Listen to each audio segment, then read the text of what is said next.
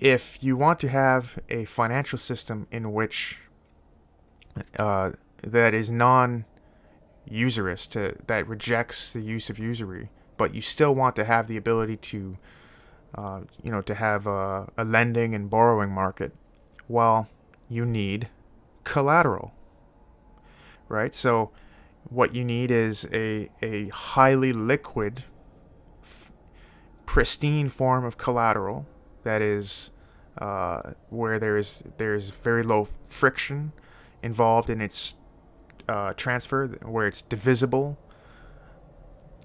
What could you possibly use for that? This is where Bitcoin comes in. Bitcoin just serves as the most pristine collateral imaginable. With Bitcoin, you can use it in virtually any imaginable circumstance as collateral. It really does act as a sort of universal unit of account, but also a universal collateral that just any imaginable contract can be. You can imagine Bitcoin easily, very easily, with very little friction, being used as the collateral. And I see Bitcoin as a solution in this sense, because it allows people to still lend and borrow for whatever purpose they may need, but without selling themselves into bondage. They instead stake their Bitcoin as collateral and receive whatever resources they need with whatever contract they agree to with the lender. But if something happens, no problem. The lender simply takes the collateral. They take ownership of the collateral, and it's done with. The person walks away. They're not a slave. And I think it is not just that Bitcoin can solve all the problems highlighted with alchemical fiat, or with the rehypothecation of fiat and the way the whole system is built upon this house of cards. It is that Bitcoin can solve the problem of usury. It can eliminate usury, at least to the extent that it provides an alternative. It provides an alternative to people simply staking themselves as collateral. They can stake their Bitcoin as collateral.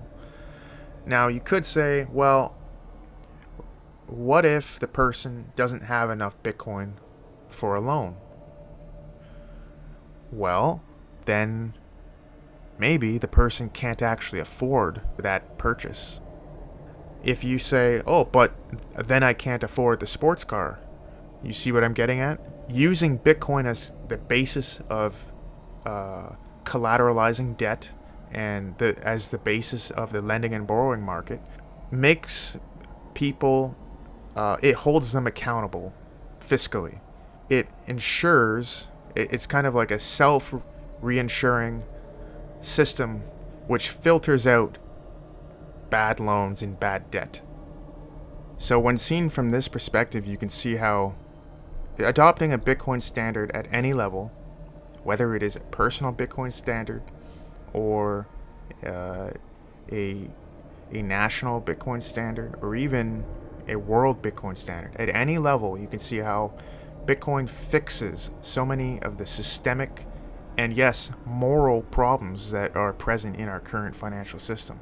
It's not just that Bitcoin fixes money, but it fixes debt. It fixes the problem that we have with usurious debt being simply endemic in this socio-economic political system, where we just casually accept the idea that people sell themselves into bondage for consumer debt. They use themselves, their own human potential, their own human productivity. They lock that up into a bond and sell it to someone else in exchange, all too often, for something that is simply not worth it. And if people were simply, if we had a system which required collateral to be posted for any bond to be considered legitimate, or for any debt contract to be considered legitimate, then we would eliminate this problem, and we would eliminate bad debt from the system, or at least it would not become contagious, because if at any time someone defaults, no problem, the lender is not destroyed, because they simply seize the Bitcoin. And conversely, the person does not end up in a situation where they are effectively an economic slave. So, to conclude this series, I would say that Bitcoin is a full spectrum antidote against the immorality of the current financial system, the gross immorality.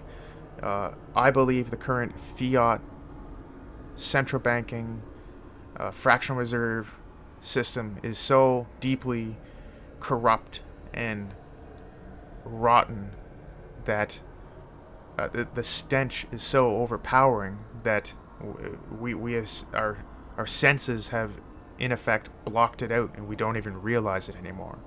It's almost as if it was a defense mechanism where we shut down. We just don't look at just how immoral it all is. But in the case of Bitcoin, I do see it as not only a practical alternative and a viable solution to some of these problems, but it reinstitutes morality into markets. It reintroduces morality and just ethically good practices into society, so that we don't have this situation where people are selling themselves into bondage just to go to school or to buy a car. So this may be controversial.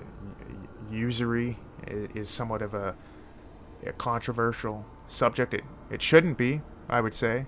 I would say, to the extent that it is controversial, I would question, why is that the case? That is very disturbing that it is a controversial subject. I would say that usury, I would say that selling yourself into bondage should not be a practice that is tolerated and enforced by a state, but that is the situation we're in. I think Bitcoin solves that.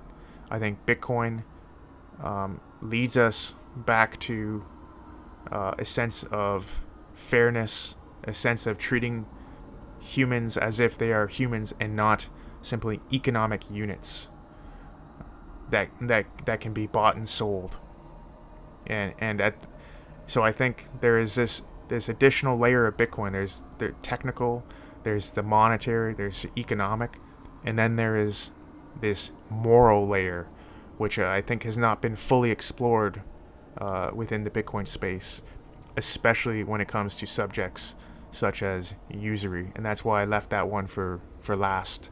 Bitcoin, in many ways, is kind of a self-fulfilling prophecy, and it seems to all the aspects in which Bitcoin excels, it seems to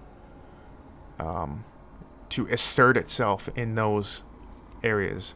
So because Bitcoin excels as money, it is rapidly encroaching other monetary systems. It is gaining market share. And I also think the same applies to Bitcoin from a moral perspective. The goodness promoted by Bitcoin, the inherent fairness of it, and the way that it empowers people and it empowers people to be sovereign, economically sovereign. I think in that sense, Bitcoin is also asserting itself morally. Bitcoin is this force that is pushing back against the immorality of the current legacy system. And I think it will continue to not only eat up economic market share, but I guess another way of putting it would be I believe it will continue to eat up the moral market share. Or another way of putting it, it will continue to liberate territory that has long been occupied by hostile enemy forces.